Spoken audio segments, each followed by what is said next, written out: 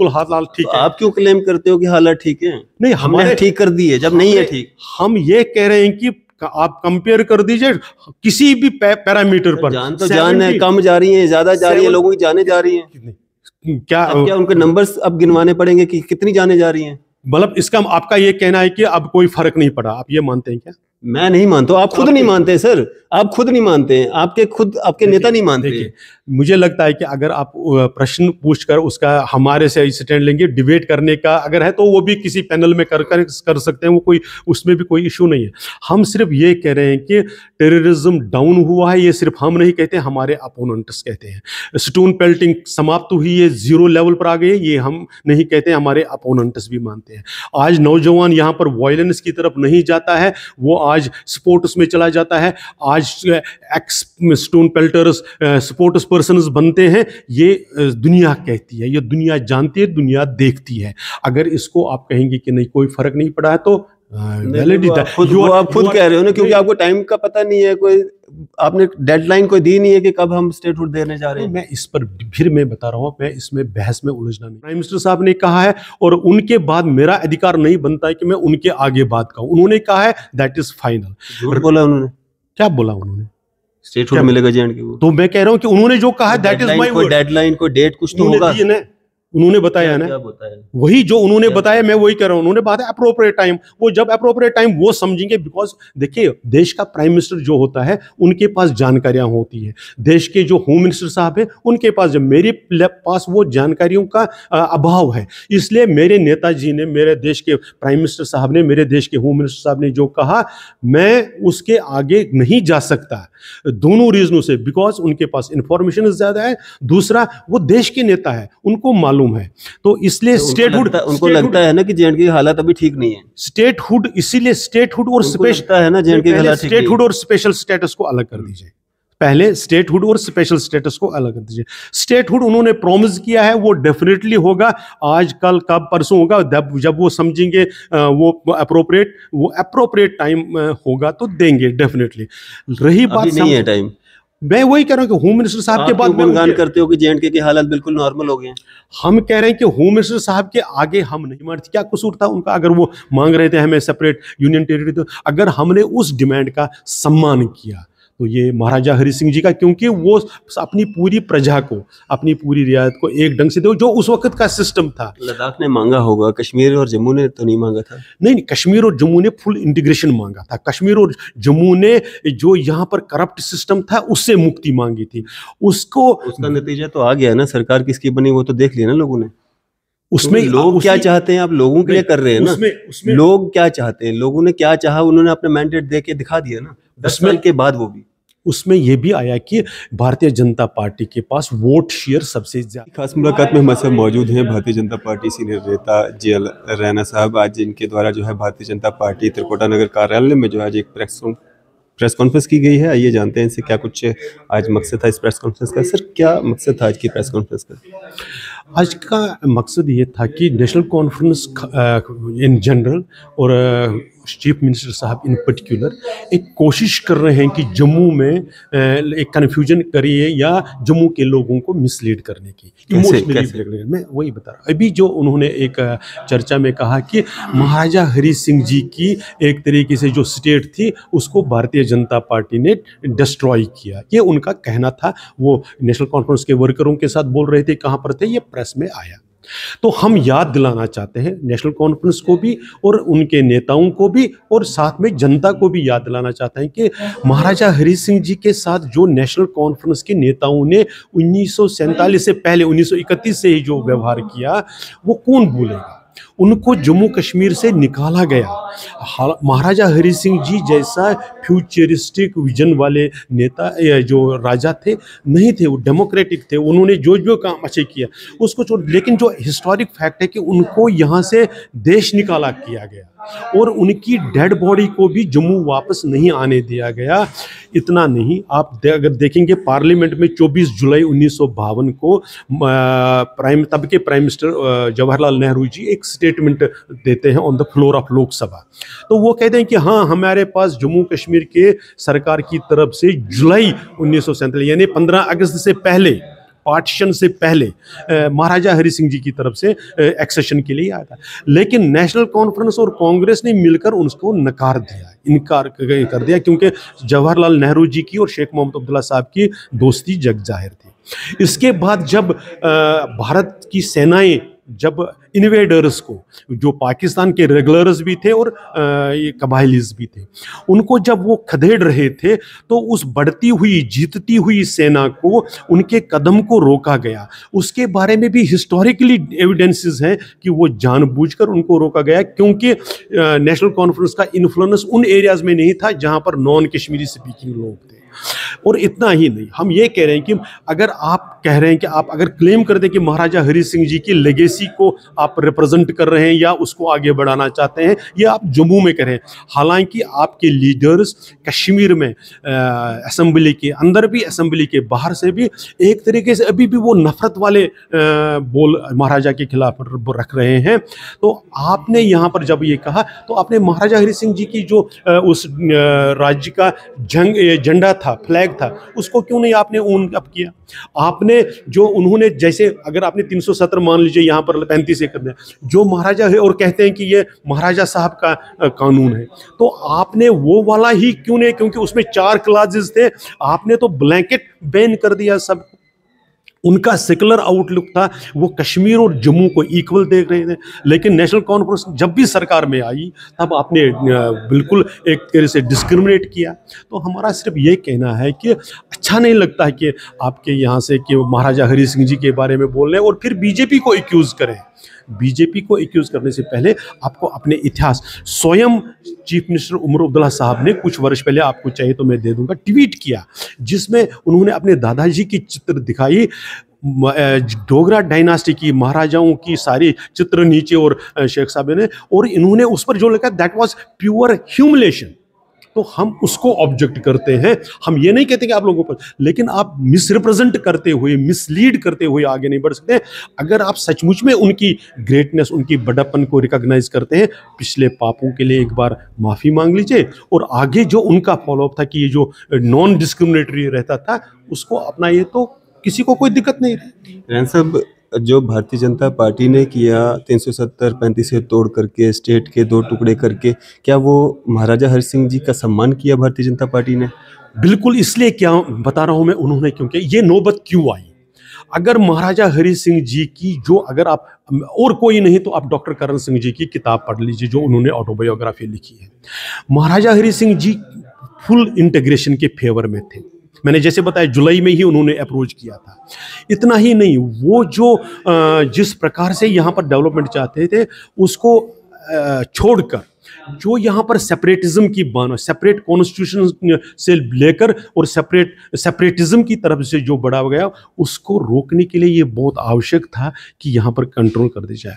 और जो Kashmir centric politics थी, जिन्होंने बाकी एरिया, खासकर जम्मू से भी ज़्यादा लद्दाख के साथ एक कॉलोनी की तरह व्यवहार किया। आखिर लद्दाख की डिमांड थी, क्या कसूर था उनका? अगर वो मांग रहे थे हमें सेपरेट यूनियन टेरिटरी, तो अगर हमने उस डिमांड का सम्मान किया तो ये महाराजा हरि सिंह जी का, क्योंकि वो अपनी पूरी प्रजा को, अपनी पूरी रियासत को एक ढंग से दो, जो उस वक्त का सिस्टम था। लद्दाख ने मांगा होगा, कश्मीर और जम्मू ने तो नहीं मांगा था। नहीं, कश्मीर और जम्मू ने फुल इंटीग्रेशन मांगा था। कश्मीर और जम्मू ने जो यहाँ पर करप्ट सिस्टम था उससे मुक्ति मांगी थी। उसका नतीजा तो आ गया ना, सरकार किसकी बनी वो तो देख लिया ना लोगों ने। उसमें लोग क्या चाहते हैं, आप लोगों के लिए कर रहे हैं ना। उसमें लोग क्या चाहते हैं, लोगों ने क्या चाहा, उन्होंने अपना मैंडेट दे के दिखा दिया ना 10 साल के बाद। वो भी उसमें यह भी आया कि भारतीय जनता पार्टी के पास वोट शेयर सबसे ज्यादा है। तो अगर लोगों के मैंडेट की, यही अपोजिशन पार्टीज का परमानेंट एक ये राग रहता है कि वोट परसेंटेज मैटर करता है। तो अगर वोट परसेंटेज मैटर करता है तो भारतीय जनता पार्टी के फेवर में सबसे ज़्यादा वोट परसेंटेज बढ़कर, मैं सिर्फ उन वोट्स की बात कह रहा हूँ कि जो वोट पोल हुए, जिन्होंने पोलिंग नहीं की वो तो उसका बारे में तो हम अभी बात ही नहीं करें। तो अगर हम सबसे बड़ी पार्टी इमर्ज हुए एज वोट शेयर के नाते, तो इसका मतलब है लोगों ने हमारी बात को एंडोर्स किया। वो रिफ्लेक्ट क्यों नहीं हुआ सीट्स में, वो ऑल टुगेदर डिफरेंट इस इलेक्टोरल सिस्टम का एक, उसका एक अपना एक रिफ्लेक्शन है। लेकिन लोगों ने एंडोर्स किया, भारतीय जनता पार्टी ने जो किया, और वो सिर्फ एक ढंग से नहीं किया, उन्होंने, अगर आप देखेंगे कि जब वो लगातार, चाहे वो हम वायलेंस के उसमें से निकल कर जिस फील्ड में आगे बढ़ने का उन्होंने जो एक्सप्रेस किए अपने डिज़ायर्स, और अगर देखेंगे आज नौजवान जो वायलेंस को छोड़कर किस प्रकार से अपने डिफरेंट फील्ड्स में अपने टैलेंट को, अपनी एफिशिएंसी को डिमॉन्स्ट्रेट करते हैं, एस्टैब्लिश अपना नाम करते हैं, अपने स्टेट का नाम करते हैं, तो वो उसमें से रिफ्लेक्ट करता है। उसमें मुझे लगता है कि लोग उस विजन के साथ हैं। लेकिन आज भी तो आतंकवादी घटनाएं घट रही हैं, टारगेट किलिंग्स हो रही हैं, वो क्यों नहीं रुक पाई? इस पर मुझे यही कहना है कि ये भी देखिए, अपोजिशन का खासकर नेशनल कॉन्फ्रेंस का बड़ा इस पर स्टैंड देख लीजिए। अगर आपने देखा कि खासकर 2-3 घटनाएं जो चुनाव के बाद हुई, आप इनके डबल स्टैंडर्ड्स देख लीजिए। क्या कहा मतलब इनके नेताओं ने, including member parliament, including president, कि भाई इसकी जांच कर दीजिए, जबकि चुनाव से वो पहले ये कह रहे थे कि यहाँ पर आतंकवाद रुक नहीं रहा है। देखिए, टेररिज्म को भारतीय जनता पार्टी कभी ये नहीं क्लेम किया कि 100% खत्म हुआ।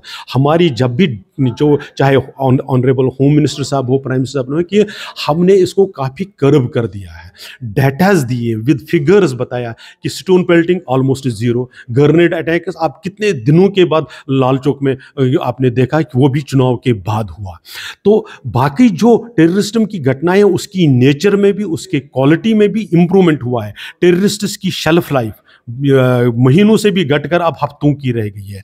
अगर आप देखेंगे कि जो इंसिडेंट्स इनिशिएट हो रहे हैं, वो अब प्योर इनपुट्स पर बेस्ड करके सिक्योरिटी फोर्सेस इनिशिएट कर रहे थे। हाँ, बीच में एक चीज़ डेफिनेटली हुआ था, उसको कंप्लेसेंसी कहिए या रीअरेंजमेंट सिक्योरिटी फोर्सेस का क्या हुआ था, लद्दाख के चाइना के साथ जो सारा हुआ था, उसके नाते यहाँ पर जो हमारे सिक्योरिटी फोर्सेस को थिन आउट किया गया था, वो वापस आ गया। तो अब एकदम ये एलिमिनेट होने की स्टेज पर है, खत्म हो जाएगा, क्योंकि आपने टेररिस्ट्स का जो ओवरग्राउंड सपोर्ट स्ट्रक्चर था, उनका इकोसिस्टम था, आपने उसको हैमर कर दिया, आपने उनकी फंडिंग जो चैनल्स थी उसको ब्लॉक कर दिया, उसको चोक कर दिया, और आपने एक्सपोज कर दिया, और लोगों को एक एनवायरनमेंट दे दिया जहां वो अपने मन की बात करते हुए, एक्सप्रेस करते हुए normal, peaceful, violence free life lead करें। उसके लिए आपने एक माहौल बनाया। क्या अब समय आ चुका है कि जम्मू कश्मीर को स्टेट का दर्जा और स्पेशल स्टेटस जो महाराजा हरि सिंह जी की देन थी वो मिलना चाहिए? मुझे पहले तो ये बिल्कुल लगता है कि ये जानकारियों का अभाव है कि हमको कोई स्पेशल स्टेटस था। हमारे पास एक टेम्परेरी ट्रांजिटरी एक प्रोविज़न था 370 का, उसके भी पार्लियामेंट्री डिबेट्स में क्लियरिटी है कि वो किस वजह से रखा गया था। यहाँ पर प्रॉब्लम क्या थी कि यहाँ एक डिस्क्रिमिनेटरी लॉ लाया गया था 35A, जिसको अभी अभी आपने देखा होगा, ऑनरेबल प्राइम मिनिस्टर साहब ने पार्लियामेंट में कॉन्स्टिट्यूशन पर बोलते हुए भी उसका जिक्र किया कि वो पार्लियामेंट को बाईपास करते हुए बैक डोर से लाया गया। अगर आप कॉन्स्टिट्यूशन की किताब भी देखेंगे, आप ढूंढ लीजिए 35A कहाँ पर होना चाहिए। 35 कैपिटल A, नॉर्मली 35 जो आर्टिकल 35 है उसके बाद होना चाहिए था। 35A की हम बात ही नहीं कर रहे हैं सर। आप स्पेशल स्टेटस को 370 से क्यों जोड़ देते हैं, या 35A से क्यों जोड़? स्पेशल स्टेटस कौन सा था हमारे पास, क्या था, तो ये बताइए मुझे। मेरे पास तो मेरी जानकारी, गुजरात में अगर स्पेशल स्टेटस हो सकता है, हिमाचल प्रदेश में हो सकता है, J&K में क्यों नहीं? मैं जानना चाहता हूँ, मेरी जानकारियों का अभाव है। आप मुझे थोड़ा सा अगर एनरिच करेंगे तो अच्छा रहेगा। मुझे 35A पे आपका बड़ा अच्छा ज्ञान है। नहीं, मैं कह रहा हूँ कि अगर आपको लगता है कि कोई स्पेशल स्टेटस था जम्मू कश्मीर का, मुझे बताइए क्या था। यहाँ तो सिर्फ एक डिस्क्रिमिनेशन थी कि यहाँ का नागरिक तो एंजॉय कर सकता है राइट्स, लेकिन भारत का नागरिक को यहाँ पर वो सुविधाएं नहीं मिलती थी। यहाँ पर जब भारत का वो हिस्सा जो बाद में वेस्ट पाकिस्तान बना, जब वहाँ के लोग यहाँ आए, भारत समझकर आए, उनके साथ डिस्क्रिमिनेशन हुई। तो वो एक डिस्क्रिमिनेटरी प्रोविजन था। यहाँ पर मेरी नज़र में कोई स्पेशल स्टेटस नहीं था। यहाँ पर एक टेम्परेरी प्रोविजन था जो वहाँ उन दिनों की सिचुएशन के कारण था, बिकॉज हम एक जंग में थे, पाकिस्तान ने इन्वेजन किया था, तो उस कारण से वो था। और यहाँ पर अभी जो कॉन्स्टिट्यूएंट असेंबली थी वो नहीं हुई। कॉन्स्टिट्यूएंट असेंबली ने एक्सेशन को रेटिफाई करके वो सारा खत्म हो गया मामला। उसमें तो स्पेशल स्टेटस वाली कोई बात नहीं चाहते हैं कि जम्मू कश्मीर को स्टेटहुड मिले, स्टेटहुड की नहीं। हाँ। आप अपने शब्द मेरे मुंह में ना डालें, तो इसके मैं निवेदन करूंगा। पॉइंट सिंपल ये है कि स्टेटहुड पर होम मिनिस्टर साहब ने, ऑनरेबल प्राइम मिनिस्टर साहब ने कहा है, और उनके बाद मेरा अधिकार नहीं बनता है कि मैं उनके आगे बात कहूं। उन्होंने कहा है दैट इज फाइनल। झूठ बोला उन्होंने? क्या बोला उन्होंने?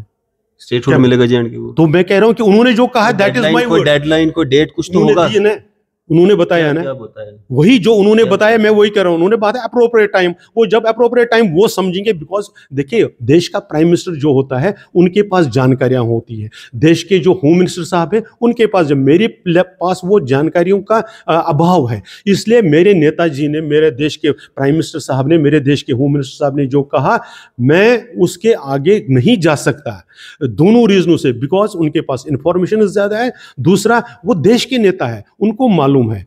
तो इसलिए स्टेटहुड, उनको लगता है ना कि जे&के की हालत अभी ठीक नहीं है, स्टेटहुड, इसीलिए स्टेटहुड और स्पेशल है ना, जे&के की हालत, स्टेटहुड और स्पेशल स्टेटस को अलग कर दीजिए। पहले स्टेटहुड और स्पेशल स्टेटस को अलग कर दीजिए। स्टेटहुड उन्होंने प्रॉमिस किया है, वो डेफिनेटली होगा, आज कल कब परसों होगा, जब वो समझेंगे वो अप्रोप्रिएट टाइम होगा तो देंगे डेफिनेटली। रही बात, नहीं है टाइम, मैं वही कह रहा हूँ कि होम मिनिस्टर साहब के बाद में गुणगान करते हो कि जे&के की हालत बिल्कुल नॉर्मल हो गए हैं। हम कह रहे हैं कि होम मिनिस्टर साहब के आगे हम नहीं बोलेंगे, उसके आगे हम नहीं बोलेंगे, क्योंकि उनके पास जानकारियां ज्यादा है। और अगर मान लीजिए अब यही, अगर हमने इसको इस ढंग से डिबेट करना है, तो तब तो अपोजिशन पार्टीज जो यहाँ पर रूलिंग पार्टी भी आप कहते हैं कि नहीं नहीं अभी हालात ठीक नहीं है, तो अगर वो मानते हैं कि, या तो वो कहे नहीं अब बिल्कुल हालात ठीक है। आप क्यों क्लेम करते हो कि हालात ठीक है? नहीं, हमने ठीक कर दी है जब नहीं है ठीक। हम ये कह रहे हैं कि आप कंपेयर कर दीजिए किसी भी पैरामीटर पर, जान है, कम जा रही है, ज्यादा जा रही है, लोगों की जाने जा रही है, क्या उनके नंबर्स अब गिनवाने पड़ेंगे कि कितनी जाने जा रही हैं? मतलब इसका आपका ये कहना है कि अब कोई फर्क नहीं पड़ा, आप ये मानते हैं क्या? मैं नहीं मानता, आप खुद नहीं मानते सर, आप खुद नहीं मानते हैं, आपके नेता नहीं मानते। मुझे लगता है कि अगर आप प्रश्न पूछकर उसका हमारे से स्टैंड लेंगे, डिबेट करने का अगर है, तो वो भी किसी पैनल में कर सकते हैं, वो कोई, उसमें भी कोई इशू नहीं है। हम सिर्फ ये कह रहे हैं कि टेररिज्म डाउन हुआ है, ये सिर्फ हम नहीं कहते, हमारे अपोनेंट्स कहते हैं। स्टोन पेल्टिंग समाप्त हुई है, जीरो लेवल पर आ गई है, ये हम नहीं कहते, हमारे अपोनेंट्स भी मानते हैं। आज नौजवान यहाँ पर वायलेंस की तरफ नहीं जाता है, वो आज स्पोर्ट्स में चला जाता है। आज x stone pelters sports persons बनते हैं, ये दुनिया कहती है, ये दुनिया जानती है, दुनिया देखती है। अगर इसको आप कहेंगे कि नहीं कोई फर्क नहीं पड़ा है, तो आप खुद कह रहे हो ना, क्योंकि आपको टाइम का पता नहीं है, कोई आपने डेडलाइन कोई दी नहीं है कि कब हम स्टेटहुड देने जा रहे हैं। मैं इस पर फिर मैं बता रहा हूँ, मैं इसमें बहस में उलझना नहीं चाहता। मैंने कहा होम मिनिस्टर साहब और प्राइम मिनिस्टर साहब के बाद किसी का अधिकार नहीं बनता है उस लाइन के आगे बढ़े। महाराजा हरि सिंह जी के लिए आपने आज प्रेस कॉन्फ्रेंस की है, अगर कल तक जो लोग उनसे नाराज थे या उनको कुछ भी हिस्ट्री में हो, आज अगर वो उसका मान सम्मान कर रहे हैं, तो आपको क्या दिक्कत हो रही है? सिर्फ वर्ड्स में से नहीं होना चाहिए, वो एक्शंस में होना चाहिए, हम ये कह रहे हैं। एक्शन किस तरह का? मैंने पहले कहा कि पहले आपने जो उनके साथ किया उसका आप समझ सकते हैं कि आप किसी को अपनी जन्मभूमि से दूर भेज देते हैं, ये छोटी बात है क्या?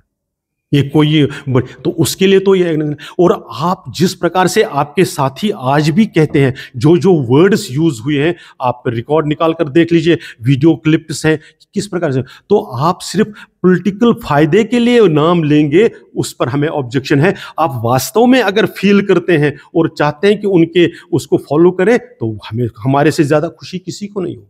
चलिए, शुक्रिया हमारे से बात करने के लिए। थैंक यू, बहुत बहुत धन्यवाद। तो जी.एल. रैना साहब हमारे से बात कर रहे थे, भारतीय जनता पार्टी सीनियर नेता। आपकी इस सब पे क्या राय है? अभी अपनी राय जो है जरूर साझा कीजिएगा। इसी तरह की मजीद अपडेट्स के लिए आप देखते रहें न्यूज़ इंडिया।